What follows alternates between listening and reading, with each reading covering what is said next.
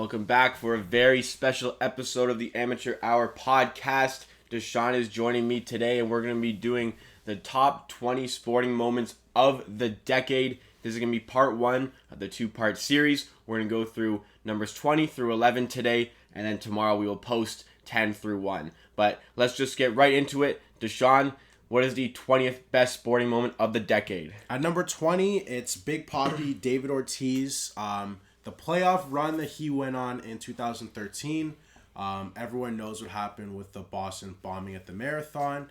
And basically, that happened in April of 2013, if I'm not correct. Yeah. And he went on and he said a very passionate speech when the Red Sox started playing again. And basically, that whole season, he had an MVP-type season. And then in the playoffs, he had one of the best playoffs basically ever by anybody. He hit 680, I believe. In the World Series, In the World Series alone. 688 in the World Series. Which is like godly numbers. Like, godly numbers. People wish to hit 300 in the World Series. And this guy doubled that. Like, he could not get out. David Ortiz did not get out in the World Series. His on-base percentage was 760. His slugging was 1.188. Like, over 3/4 of the time, he got on base. Yeah.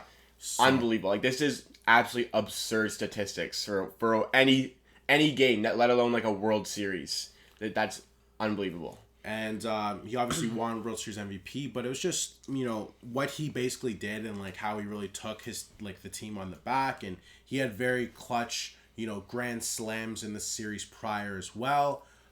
It was just something where, he made sure the Red Sox got it done, and then obviously they ultimately won the championship, and he won MVP, and he played like he did in the World Series. So I think that was the 20th biggest. Yeah, and rallying off that, for the city of Boston after the bombing that took place at the marathon, just bringing the whole city together, all of them coming together for that run for the championship and then getting it done and being, that guy, by far the best player. Like that's an historic World Series performance. I'm sure it's arguably one of the best. I'd have to look it up, but the way he played is monstrous.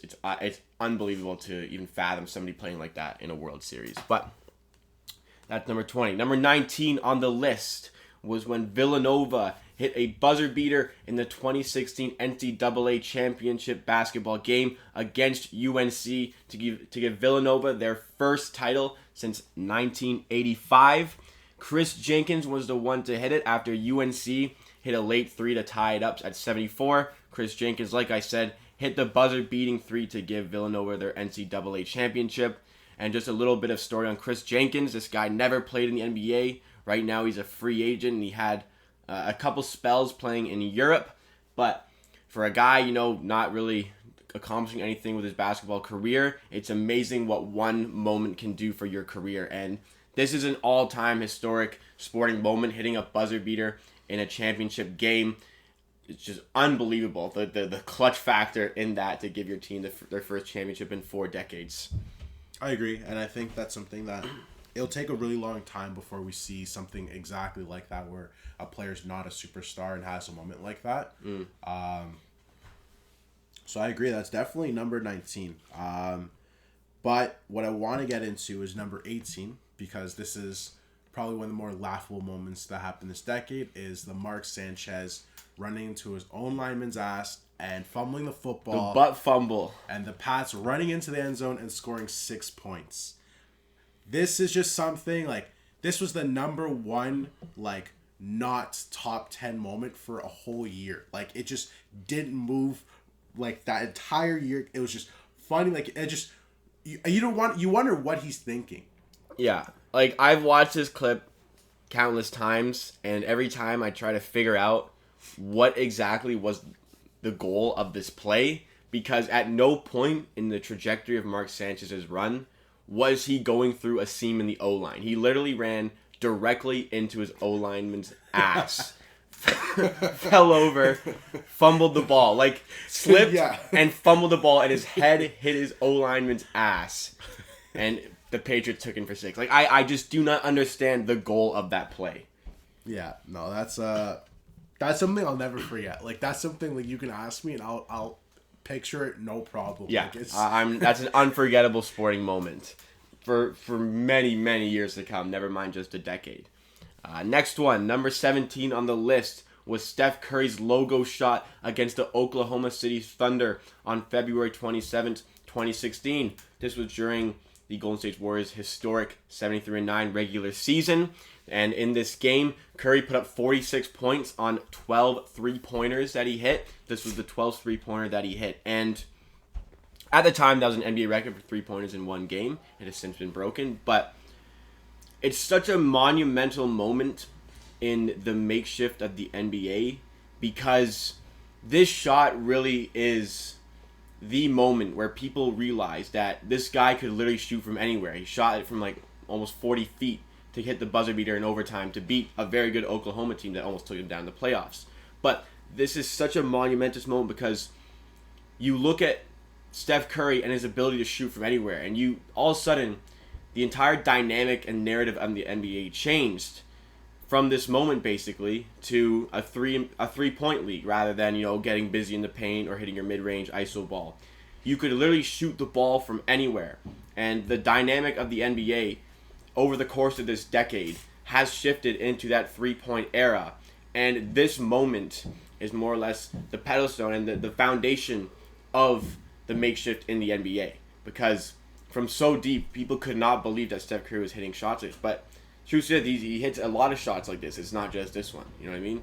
No, I agree. And I think the fact that he was, like, ballsy enough, with time running out to go and hit that shot, I think it's crazy. Like, he pulled up from basically the logo and, he was completely wet. And it was something where I agree. Like, a lot of teams now are three-ball dependent where they only shoot threes. You know what I mean? And you rarely see players, ISO, mid-range. Mid-range almost a lost art. Like, no one really has just a mid-range game and can't shoot threes and is successful.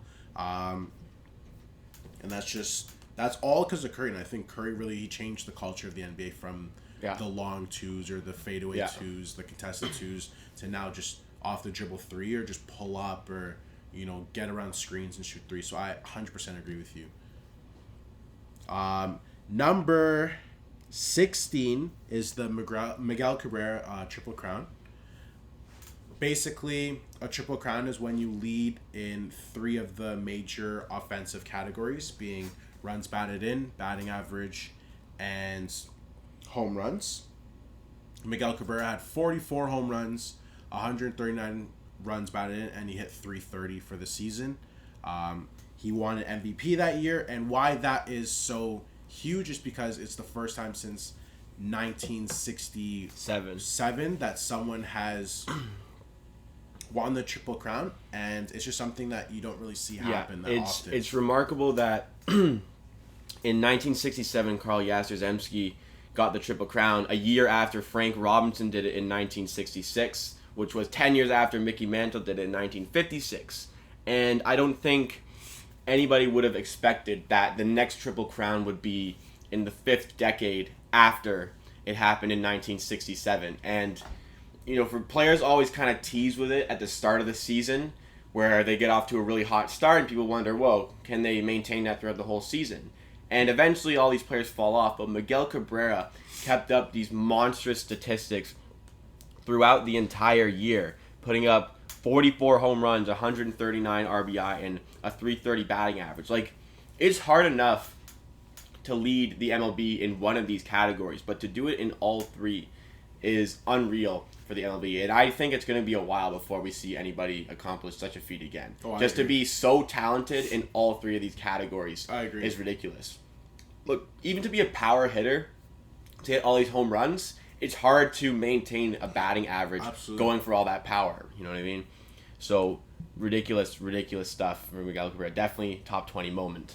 Number 15, and my favorite moment of the decade, my favorite thing on this list, I think, occurred May 7th, 2016 in San Diego. Bartolo Colon, 42-year-old, crushed a home run second deck off of James Shield, a very respected and high-quality MLB pitcher.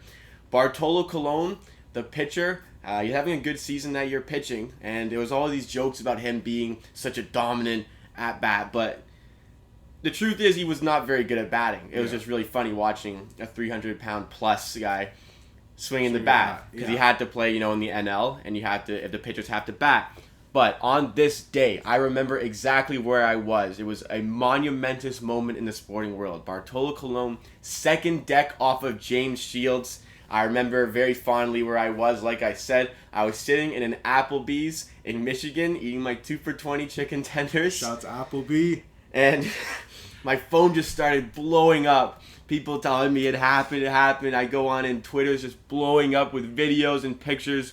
Bartolo Colon, big sexy, crushing a home run. One of my fondest memories of the entire decade. May 7th, 2016, an unbelievable sporting moment of the decade. I absolutely agree. The MLB gets, every year they post that home run since it happens, and it's just something that like as a baseball fan, it's funny to see because you never would imagine. I have a Bartolo Colon jersey as a result. Never imagine a guy that big, that out of shape, like that. He literally, like, if you look at some of his at bats, he literally like swing out of his shoes. Like, it was just awful, watching him bat, and he just slapped one off of James Shield, big game James, and it was crazy. And that was definitely one of the best baseball moments or sporting moments of the decade. Another one coming in at number 14 that I think is a really, really great moment for baseball and the city of Chicago is the Chicago Cubs winning the World Series that year. The 2016 year, it was the year of comebacks, 28-3, 3-1, and another 3-1. 3-1 that happened in the MLB is a little less known by everyone, but the Chicago Cubs were down 3-1 in that World Series, ended up coming back to win. What was really special about that season is they had a 100-win season. They basically dominated throughout the regular season, and then go into the playoffs, and they did the same thing. And they came out with the championship. It was their first championship in over 100 years. Yeah, they won 3 World Series. They've won one in 1907, 1908, and then 2016. So 112 years in the making for them to win a World Series. And to put that a bit in perspective, the Titanic hit an iceberg and sunk in 1912. So the Titanic was more recent than a Chicago Cubs World Series up until that point in 2016. There were 2 world wars since the Chicago Cubs had won a World Series. Yeah. So it's unbelievable. The Game 7, after they came back from the 3-1 deficit, Game 7 where they were up by a lot, they let Cleveland get back into the game before winning it in the 10th inning, I believe it was. Yeah. Unbelievable to see a team rally like that after the Chicago Cubs curse was real. Oh no, it's true. And I mean, they had don't get me wrong, they had Champions series where they were in the NLCS, and they had a fan reach over and grab a fair ball which prevents them from getting extra base, and they could have won that game to go to the World Series. And that fan base almost got killed. It was crazy. Oh, he's gone into hiding since then. Yeah, you cannot find him. The Cubs had a decent enough lead, and it was going into the crowd, but it was a makeable play for their outfielder. He would have caught it, but the fan basically reached over his glove and interfered with it, and people haven't seen him since. Yeah, to my knowledge. So it's tough, and they were definitely I believe that they were cursed. It's hard. Something always went wrong. Yeah, it's hard to imagine 100 years without a championship, and you're just it's crazy. They always had good players, good talent, and then finally this year it all just came together. Chris Bryant was an MVP. They just played really, really well, and ultimately won the championship. Number 13 on the list is Robert Lewandowski on September 22nd, 2015, scoring 5 goals in 9 minutes. He was subbed on at halftime for Bayern Munich as they were trailing Wolfsburg 1-0 after Caligiuri opened the scoring in the first half. In the 51st minute, Robert Lewandowski scored his first goal of the night, making it 1-1. And by the 60th minute, it was 5-1 for Bayern Munich, and Robert Lewandowski had scored all 5 goals. He set world records for fastest hat-trick, the world record for fastest 4 goals, and the world record for fastest 5 goals. And it's really unfathomable in any sport to watch somebody score 5 goals all by themselves that quickly. Like, you know, like a team scoring 5 goals that quickly would be ridiculous. But the player doing it on his own, and the 5th goal being such a tremendous goal, scoring a scissor kick off of a Mario Götze cross, just about at the top of the box, slamming it top corner with the scissor kick. I mean, the image of Pep Guardiola with his hands on his head in disbelief at what he's seeing is still to this day used all over social media, and we all remember this monumentous moment of the decade. I mean, in any sport, scoring 5 goals on your own is a ridiculous stat. Like, there's very limited number of players in world soccer to have scored 5 goals in a single game, let alone in 9 minutes. I mean, people in the hockey world will talk about the natural hat trick being such a difficult feat to accomplish, happening maybe once a season, once every 2 seasons. But 5 goals all on your own in a row to make it 5-1 is utterly ridiculous in any sport, especially as something like soccer. I agree, and I kind of talked about it with you, and I'm like, I couldn't imagine like watching a game where a team scores 5 goals in soccer. I'm not really a huge soccer dude, so I just when I see it, like there's very few moments where I see someone a team score 5 goals, let alone one player, and like that quickly. Yeah, across all leagues, like just really think about how many players really score like 5 goals, or put up the equivalent of what 5 goals would be in every major sport. Like, it's just something that you don't see, and I think that's definitely a top moment in the decade. So I agree with you there. At number 12, we have the Ray Allen, basically LeBron saving career shot. Like, it was a huge moment in the decade. NBA voted it the most clutch shot. That's still debatable, but they voted. I think shot. It is. And really, what happened is LeBron James was storming back. Miami were down in the series 3-2. They were at home. Less than 5 minutes to go. Everyone's leaving the arena. Game 6 NBA Finals. Everyone's leaving the arena. Miami looks like they're going to lose a championship for the second time in 3 years. And, you go LeBron storming down. He takes a 3 to go 2 for 1. And it basically missed. And Bosh grabbed the rebound, kicked it out to Ray Allen. Ray Allen took a step back, gathered, shot, contested, but absolutely wet. Yeah. And I think crazy. I think you can attest to this. Like, it was just one. Like Miami were down. I believe it was something like 94-88 with under 30 seconds to go, maybe. And LeBron hits a 3 to make it a 2-point game. They foul. The Spurs go 1 for 1. It was either Ginobili or Kawhi at the line, I think. Miami get the ball down the other way. LeBron puts up a 3, misses, and when you go a little deeper into this moment, you kind of see how it all unfolded, because Eric Spoelstra, the Miami Heat coach, a very good coach, liked to play a lot of small ball, and to a little bit before his time, he did that, and to this day still uses it. But playing Bosh at the 5 made San Antonio have to adapt on defense and sacrifice some of their bigs to defend, the guard-heavy, wing-heavy team that Miami put out. Because of this, LeBron's miss allows Bosh to kind of dominate the paint, grab that rebound, find Ray Allen, who had to was not at the 3-point line when he gathered the ball, had to go quite a distance to get behind the 3-point line in the corner and hit it. And another big thing that I've learned about this recently is that Ray Allen, one of the drills he works on in practice all the time is gathering the ball from almost the paint, backing up to the 3-point line and hitting a shot. Ray Allen at the time, the best three-point shooter in NBA history, arguably with Kyle Korver. Since then, we've had guys like Harden, Curry, and Thompson overtake that. But at the time, one of the best, and basically worked his whole career for a moment like that where he could step back and hit the dagger 3 to tie up a game. And, he probably wasn't practicing, anticipating the moment be as monumental as 3 points down in an elimination game for yourself.